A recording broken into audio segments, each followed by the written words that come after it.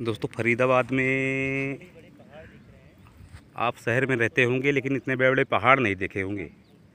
लेकिन ये फरीदाबाद का ही क्षेत्र है, कोट गांव और मांगर वाला रोड। और यहाँ चारों तरफ आप बड़े बड़े पहाड़ देख सकते हैं।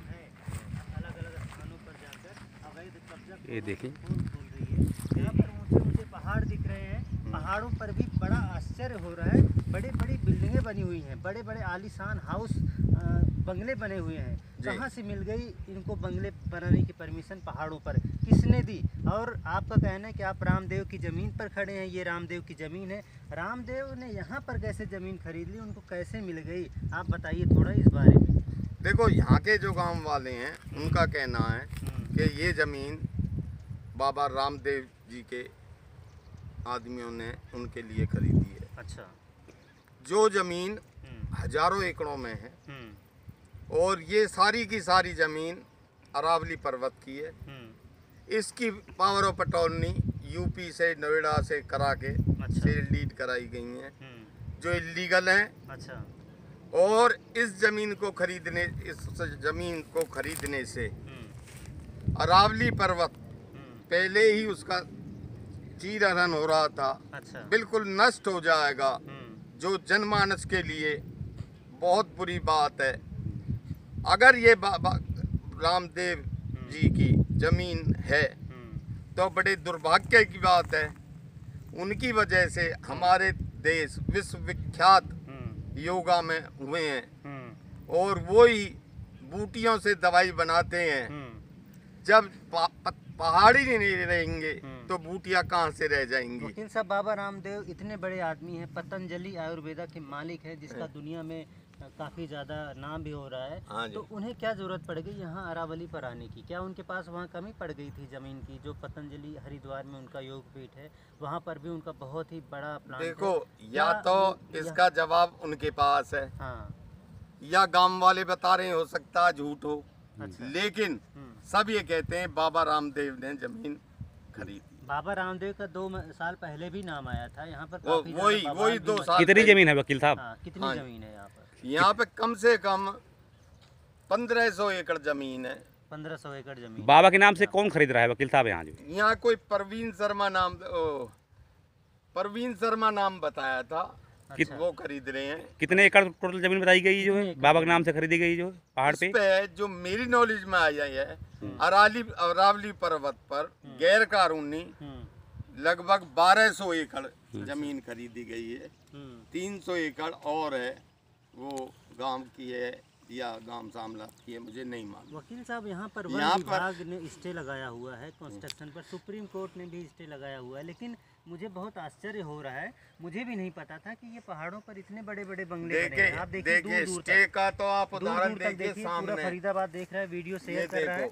आप देखिए अरावली पर किस तरह से, मैं आपको ये दिखाता हूँ। हाँ, एक मिनट वकील साहब, मैं दिखाता हूँ ये जूम करके। ये देखिए कितने बड़े बड़े बंगले बने हुए हैं। ये पहाड़ पे बने हैं वकील साहब? ये तो भी है क्रेशन जोन बना है।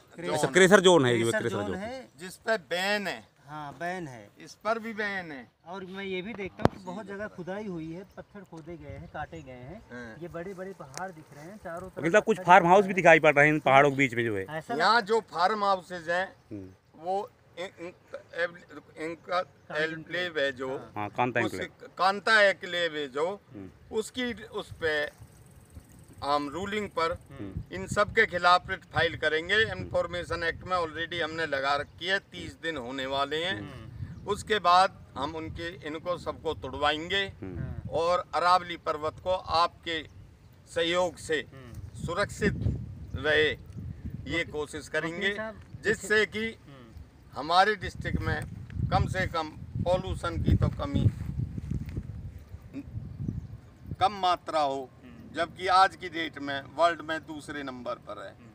वकील साहब, पिछले समय में कुछ वर्षों में यहाँ पर बहुत ज़्यादा अवैध रजिस्ट्रियाँ हुई, अवैध काम हुए और अभी भी जारी हैं। तो क्या अगर बाबा रामदेव का नाम आ रहा है तो क्या उन्होंने मौके का फ़ायदा उठाकर यहाँ पर एक तरह से कब्जा कर लिया और अपनी पावर का इस्तेमाल करके पावर ऑफ अटॉर्नी भी बना ली और यहाँ पर तार फेंसिंग भी कर दी? जबकि यहाँ पर तार फेंसिंग की ज़रूरत ही नहीं है, तो जंगल है, तो पहाड़ है। मेरी तो सबसे बड़ी एलिगेशन, क्या शिकायत एडमिनिस्ट्रेशन से है, जो अंधा बना बैठा है, अरावली पर्वत की भी रजिस्ट्री कर रहा है, जबकि एक गरीब आदमी अगर कोई 50 गज का कहीं प्लॉट लेता है तो उसे प्लॉट लेने रजिस्ट्री कराने में किसी दलाल का सहारा लेना पड़ता है या फिर उसे अपने घर बैठना पड़ता है, उसकी ज़मीन पर कोई और ही कब्जा कर लेता है। वकील साहब, हमने यहाँ पर सुना है और चर्चा भी होती है, ये हमारे फरीदाबाद में इतने बड़े बड़े पहाड़ हैं, लेकिन लोग पहाड़ देखने के लिए उत्तराखंड जाते हैं, शिमला, मसूरी, कश्मीर, पता नहीं कहाँ कहाँ जाते हैं। अगर हमारी सरकार थोड़ा ध्यान दे, यहाँ पर हमने ये भी सुना है कि बड़े बड़े गुंडा, माफिया, चोर उचक्के यहाँ पर छुपे रहते हैं और जो बंगले बने हैं, फार्म हाउस बने हैं, उसमें आपराधिक तत्व रहते हैं जिनके डर से यहाँ पर लोग आते नहीं, वरना लोग आकर देख सकते हैं सुंदरता जो प्राकृतिक। हाँ, यहाँ गाँव वालों को धंधा भी बढ़ेगा वकील साहब, अगर सुंदरता पर्यटन स्थल क्षेत्र बन जाए ना। में ही प्राकृतिक सुंदरता है। हमारे फरीदाबाद को कुदरत ने अमूल्य वरदान दिया है अरावली के रूप में, और हमारे फरीदाबाद के लोगों को पता ही नहीं कि यहाँ पर इतना बढ़िया दृश्य है, इतना सुहाना मौसम दिखता है यहीं पर फरीदाबाद में ही। लेकिन ये गुंडों बदमाशों की वजह से और जो भ्रष्टाचार आप बता रहे हैं, भ्रष्टाचार है प्रशासन में, उसकी वजह से हमारे फरीदाबाद वालों को पता ही नहीं है कि हमारे फरीदाबाद में क्या क्या चीज़ें हैं। ये सिर्फ 5-10 किलोमीटर में इतना बढ़िया दृश्य दिख रहा है। ये हमारे नेताओं का दुर्भाग्य है या हमारा दुर्भाग्य है। अगर सरकार चाहे तो ये शिमला, देहरादून और मंसूरी से कम नहीं बने, अरावली पर्वत पर ही इतनी बढ़िया वो हो जाए जिससे कि सरकार को भी बेनिफिट मिले यहाँ पर और जो वन प्राणी है जो वो भी सेफ रह सकें। चिड़ियाघर बनाया जाता है, जू बनाया, चिड़ियाघर बनाए, जो ये फार्म हाउस बन रहे हैं, इससे अच्छा तो यहाँ टूरिज्म का कोई वो बनाया जाए। यहाँ पर शेर पाले जाए। सेल तो यहाँ हैं, शेर मार दिए गए हैं ना, ज़्यादातर मार दिए गए। अब भी 1-2 गांव से बाहर आ जाते हैं, जनमानस तेंदुआ वगैरह रहते हैं।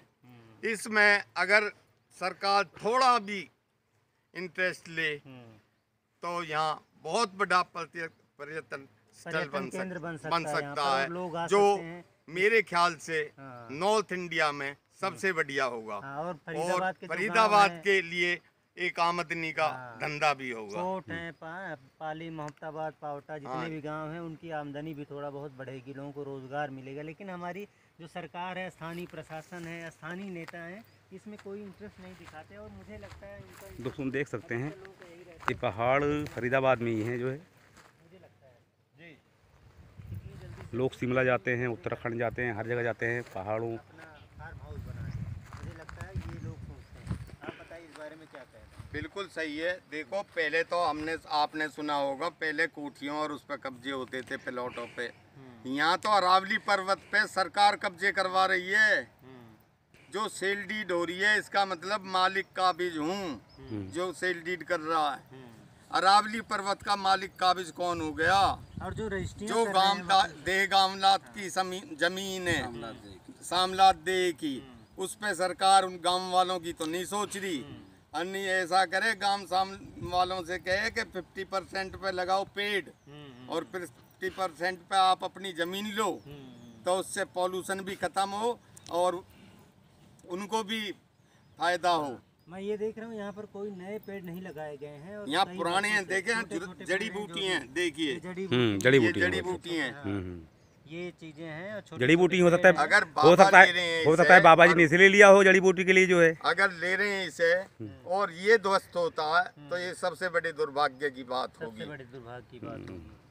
तो वकील साहब, हमने जो अभियान शुरू किया है, देखते हैं किस तरह से आगे बढ़ता है और दूर दूर तक यहाँ पर। देखो, हम तो जब तक हैं इसे चालू रखेंगे, कुछ भी हो, चाहे कितनी कठिनाई हो, कुछ भी हो। दोस्तों, आप लोग वीडियो शेयर कर दें, सभी लोग देख रहे हैं, जितने भी ग्रुप हैं व्हाट्सएप ग्रुप में, और जहाँ भी आपको जितने भी दोस्त हैं सबको बताइए हमारे अरावली पहाड़ पर फरीदाबाद में। देखिए दोस्तों देख सकते हैं वकील साहब इस उम्र में जो है पहाड़ पे चढ़ गए, सिर्फ फरीदाबाद के भले के लिए जो है।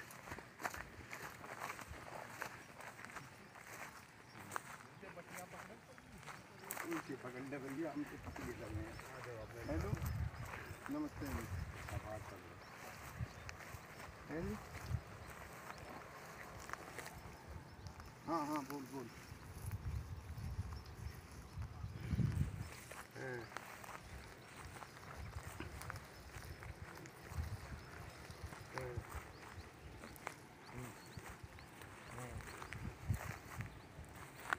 अच्छा जी, अभी मैं कहूँ यार कहीं और अभी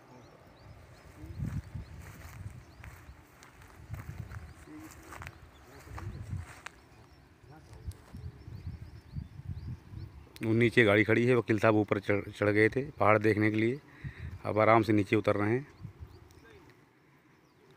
आप लोग भी कभी इधर आएँ, मांगर से रास्ता जाता है कोट गाँव, उसके बीच में ये ज़मीन है जहाँ बताया जाता है कि बाबा के लिए ये ज़मीन खरीदी जा रही है।